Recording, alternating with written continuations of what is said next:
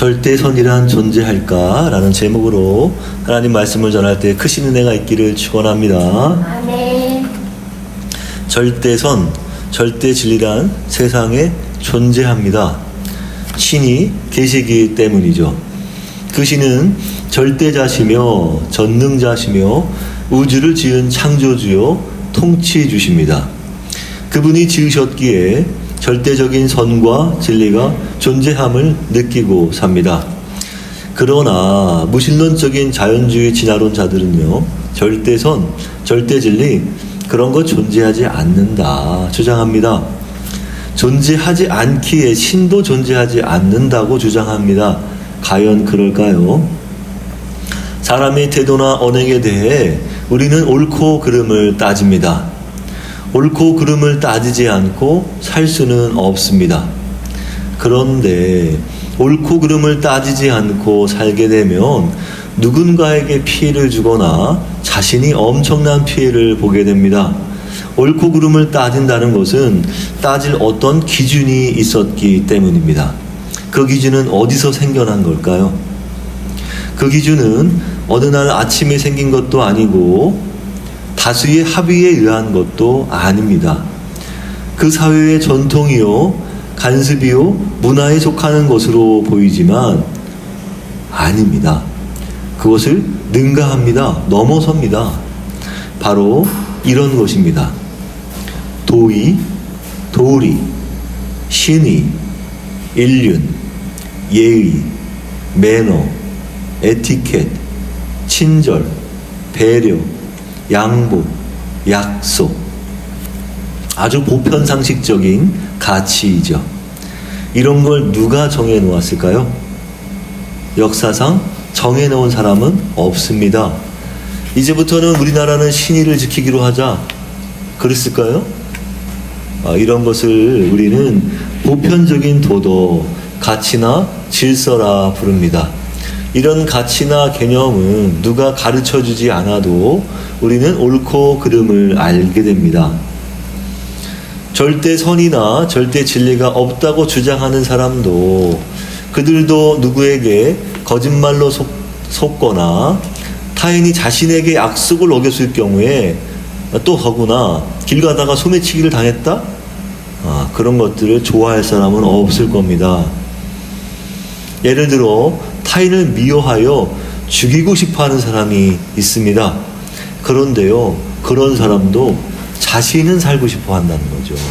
제 아무리 남을 죽이고 싶어하는 사람일지라도 자신은 살고 싶어 한다는 점에서 최소한 자신의 생명은 소중하다는 것을 알고 있는 것입니다. 그래서요, 여러분, 생명의 가치는 생명의 가치를 경시하는 사람에게서도 나타나는 결코 변하지 않는 절대적 가치인 것입니다. 웃기죠? 그런 것이 바로 보편적인 도덕 가치라 할 수 있습니다. 내 생명이 존귀하면 타인의 생명도 존귀한 것이죠.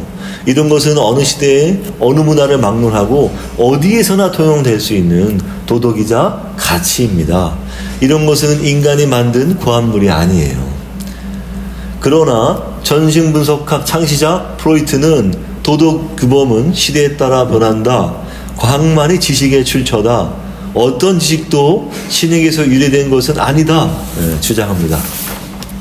따라서 도덕은 도통법규를 만든 것처럼 시대와 문화에 따라 만들었으며 인간이 부득이하게 공동생활을 하면서 나온 것이라 주장합니다. 그러나 사실 과학은 우리가 인간은 왜 사는지, 왜 존재하는지, 삶에 대해 의미를 부여하는 것에 대해서는 아무런 답을 주지 못합니다. 예레미야 31장 33절, 내가 나의 법을 그들 속에 두며 그 마음에 기록하여. 그래서 그런 지식은요, 신에게서 온 것입니다. 절대 도덕 가치란 달리 말하면요, 어디서나 통용될 수 있는 보편적인 도덕 가치라고 말할 수 있습니다. 기독교 변증가 C.S. 루이스는요, 그것을 도덕률이라 표현하였습니다. 도덕률. 그러나 우리는 쉽게 보편 도덕 가치라 표현하겠습니다. 이제 우리가 쓰는 표현 말로 쓸게요. 보편 도덕 가치. 보편 도덕 가치는 바로 창조자를 가리키는 표지라고 말할 수 있습니다. 우리가 놀라운 우주를 보고서 신이 계심을 유추해 볼 수 있죠. 예, 신이 계시겠구나. 참 이렇게 아름다운 자연, 이렇게 섬세한 자연을 볼 때, 예, 보편 도덕 가치는 신의 성품과 속성을 알 수 있는 표지란 말이에요.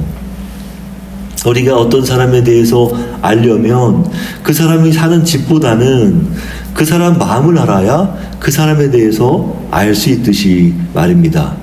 그렇죠? 그러니까 사실 여기서는 이제 어떤 접근을 안 했냐 하면, 아니, 사람도 사실 신이 지으신 거잖아요. 예, 사실 그런 접근이 사실 좀 필요한 겁니다. 그러니까 사람도 하나님이 지으셨기 때문에, 아, 사람을 보니까 하나님이 계시겠구나 하는 것을 알아볼 수 있는 거죠. 아, 그 사람의 그 섬세함, 그 따뜻함, 아, 하나님이 계시구나. 절대자의 마음이 그대로 사람에게 전달되었구나, 입혀졌구나 하는 것을 알 수 있죠. 그래서 이제 우리 임마누엘 카트도 실청 이성 비판에서 이런 말을 했습니다. 신존재의 강력한 증거로 자신 속에 있는 그 도덕률이라 주장하였습니다. 아, 내 안에 도덕률이 있는 걸 보니까 아, 신이 계시구나 라는 것을 이 사람이 자기 책 실천 이성 비판에서 주장한 것이죠. 신이 존재한다면 신이 만든 인간은 신처럼 도덕적인 도리를 갖고 있을 것이라 기대하는 것은 당연합니다. 프로이트는 인간의 양심이란 부모가 가르쳤기에 내면에 도덕적 양심이 살아있는 것이라 보았습니다. 따라서 도덕윤리는 인간의 경험에서 나왔으며 이성과는 다르다는 겁니다.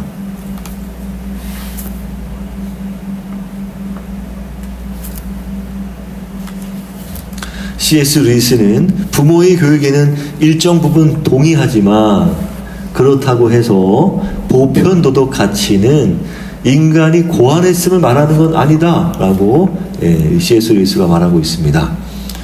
왜? 구구단도 부모가 만들지 않았잖아요. 그래서 보편 도덕 가치도 마찬가지다라는 겁니다. C.S. 루이스는 보편 도덕 가치는 변하지 않고 확고히 유지된다고 말합니다. 그런 증거가 보편 도덕 가치는 모든 문화에 동일하며 모든 역사를 관통한다는 겁니다. 인간이 준수해야 한다고 느끼는 가치를 의식하고 해야 한다, 또 하지 말아야 한다로 표현하게 되었다는 것입니다. 사랑, 자비, 정의, 공평, 평화, 약자 보호, 이런 가치는요 보편 도덕 가치입니다. 그런 가치는 인간이 만든 고안물이 아님을 알게 됩니다. 인간은 고대시대에 소중히 여긴 가치가 현대시대에 우리 도덕과 전혀 다를 바 없다는 것을 발견하였습니다. 도덕적 기준이 낮은 사람들은 상대적으로 더 높은 도덕적 기준을 가진 사람들에게 비판당합니다. 비판당하기가 일쑤예요. 그건 그렇게 비교할 수 있는 근거가 존재한다는 걸 방증하는 거예요. 길거리에 쓰레기를 버리는 사람들이 있어요. 그런 사람들은 버리면 안 된다는 사람들에게 비판을 당합니다. 반대로 쓰레기를 안 버리는 사람들은요, 쓰레기를 버리는 사람에게서 비판당할 거리가 없어요. 비판을 못해요. 그것도 그러니까 방증할 수 있는 거죠.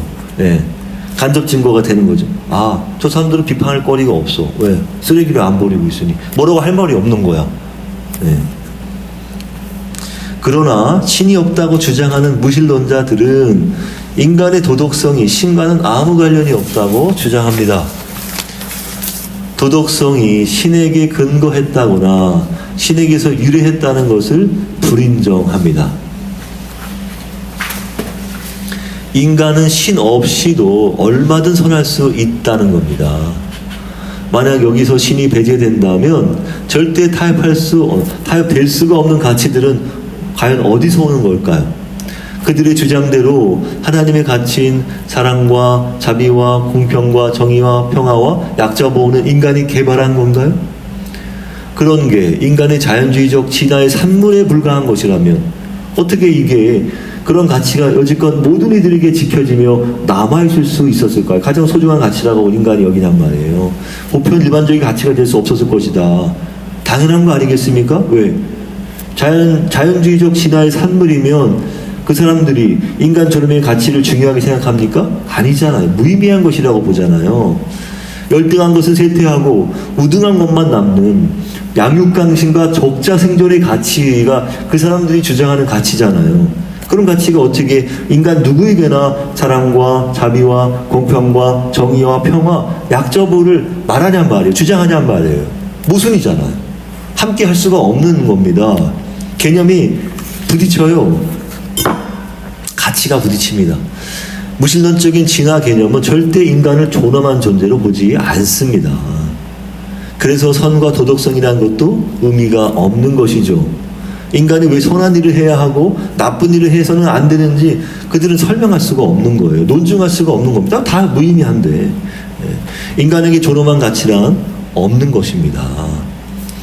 그러니까 인간에게 존엄한 가치라고 인정하는 사람들에게서만 사랑과 자비와 공평과 정의와 평화보호, 약자보호가 가능한 것이란 말이죠. 무신론적 자연주의 진화론자 리처드 도킨스, 이 사람이 아주 유명한 이 무신론적 자연주의 진화론자입니다. 책도 많이 냈어요. 인간의 언어가 인간 본성에 내장된 것으로 보이듯이, 이건 이제 또 이거 얘기하는 사람들이 있거든요.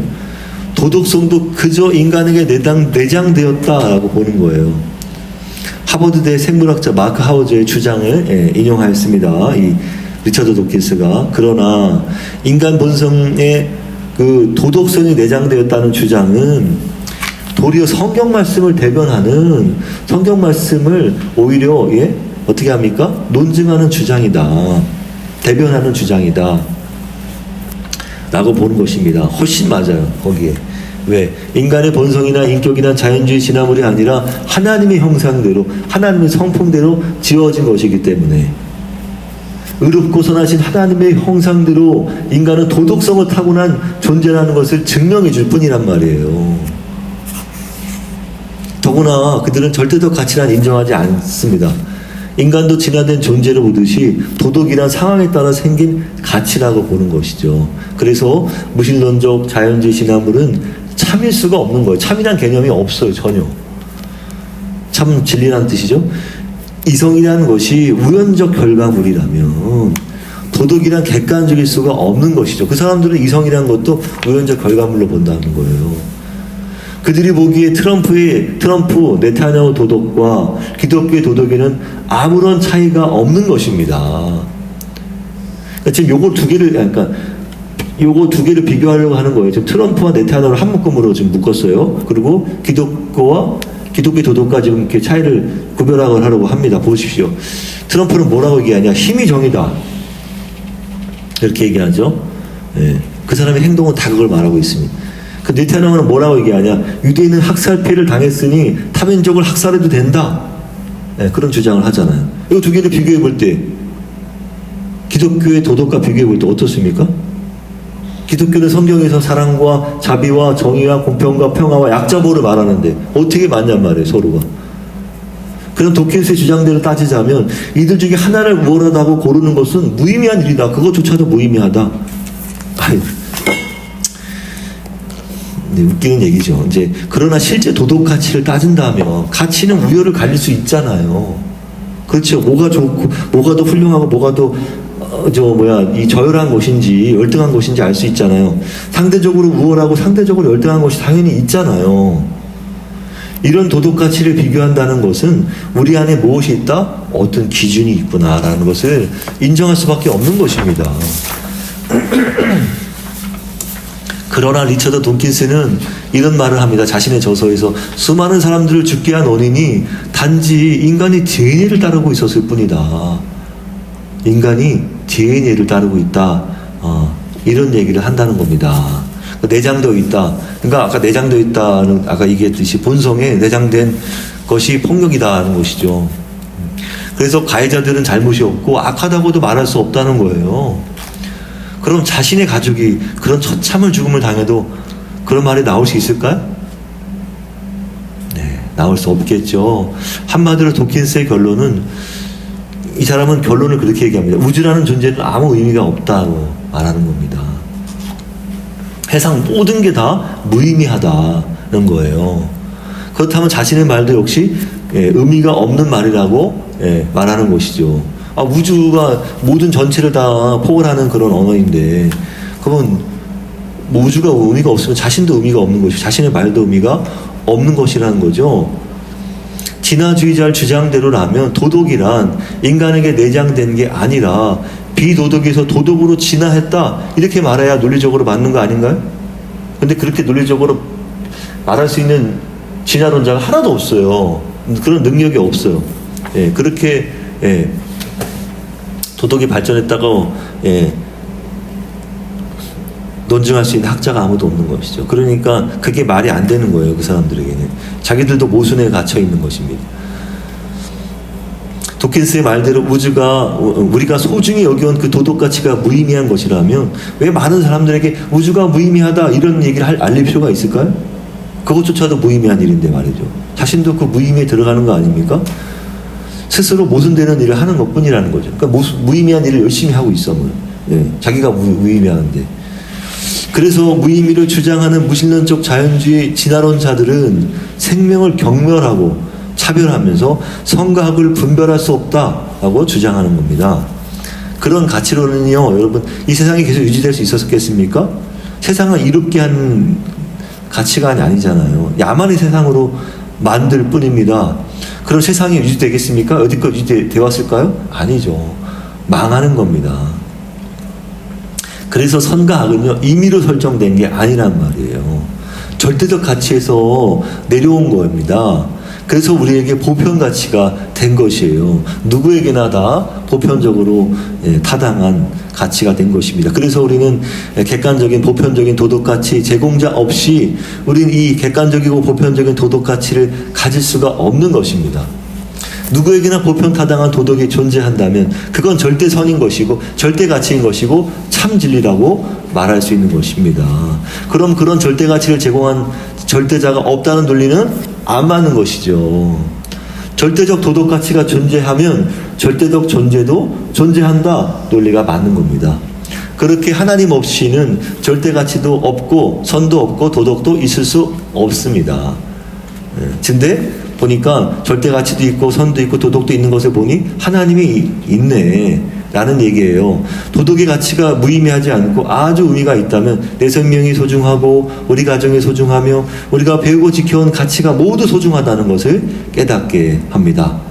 그래서요, 인간은요, 하나님의 형상대로 지어졌습니다. 창세기 1장 26절로 28절, 하나님이 이르시되 우리의 형상을 따라 우리의 모양대로 우리가 사람을 만들고 그들로 바다의 물고기와 하늘의 새와 가축과 온 땅과 땅에 기는 모든 것을 다스리게 하자 하시고 하나님의 자기 형상 곧 하나님의 형상대로 사람을 창조하시되 남자와 여자를 창조하시고 하나님이 그들에게 복을 주시며 하나님이 그들에게 이르시되 생육하고 번성하여 땅에 충만하라 땅을 정복하라 바다의 물고기와 하늘의 새와 땅에 움직이는 모든 생물을 다스리라 하시니라.